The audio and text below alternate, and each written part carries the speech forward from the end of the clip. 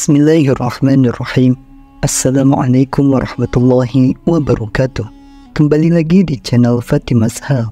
Kali ini kita akan membahas kisah ulama ahli syair yang dipotong lidahnya karena sering dan senang memuji Rasulullah SAW. Jangan lupa like, komen, dan subscribe video ini, serta bagikan video ini agar manfaat bagi semua.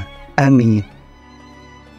Pada zaman dahulu, ada seorang penyair hebat yang sangat terkenal, yaitu Syekh Farazdak.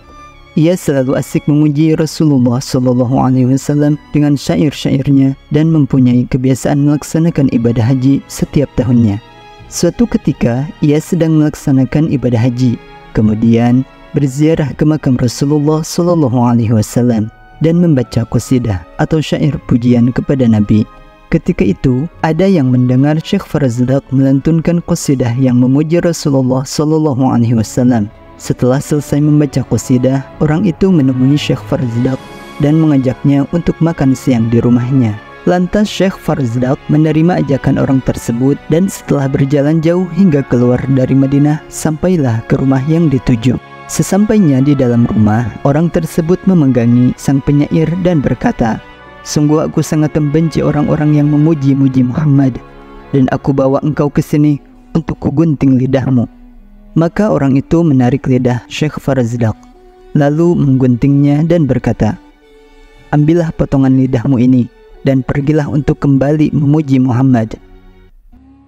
Maka sang penyair pun menangis karena rasa sakit dan juga sedih tak bisa lagi membaca syair untuk Sayyidina Muhammad SAW.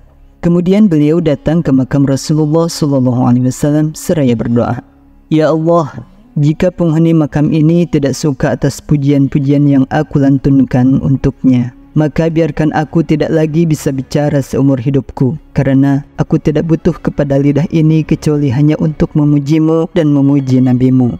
Namun jika engkau dan nabimu ridha, maka kembalikanlah lidahku ini ke mulutku seperti semula." Syekh Farazdak terus menangis hingga tertidur dan bermimpi jumpa dengan Rasulullah SAW yang berkata, "Aku senang mendengar pujian-pujianmu, berikanlah potongan lidahmu." Lalu Rasulullah SAW mengambil potongan lidah itu dan mengembalikannya pada posisinya semula. Ketika sang penyair, yaitu Syekh Farazdak, terbangun dari tidurnya, mendapati lidahnya telah kembali seperti semula. Maka Syekh Farazdak pun bertambah dahsyat memuji Rasulullah SAW. Hingga di tahun selanjutnya, Syekh Farazdak datang lagi menziarahi Rasulullah SAW dan kembali membaca pujian-pujian untuk Rasulullah SAW. Dan di saat itu, datanglah seorang pemuda nan gagah serta berwajah cerah menemuinya dan mengajaknya untuk makan siang di rumahnya. Syekh Farazdak teringat kejadian tahun yang lalu.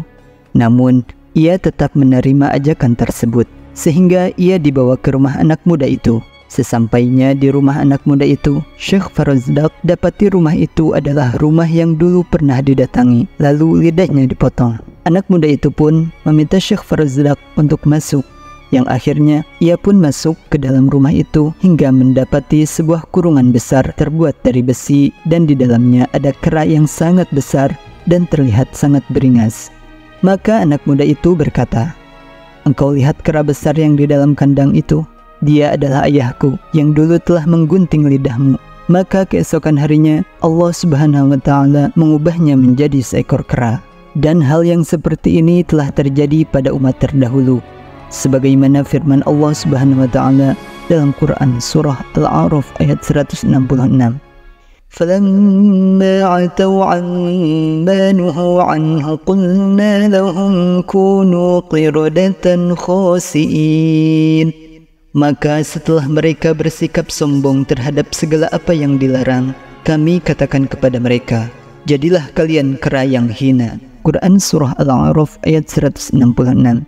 Kemudian anak muda itu berkata, "Jika ayahku tidak bisa sembuh, maka lebih baik Allah mematikan saja." Maka Syekh Farazdak berdoa, "Ya Allah, aku telah memaafkan orang itu dan tidak ada lagi dendam dan rasa benci kepadanya."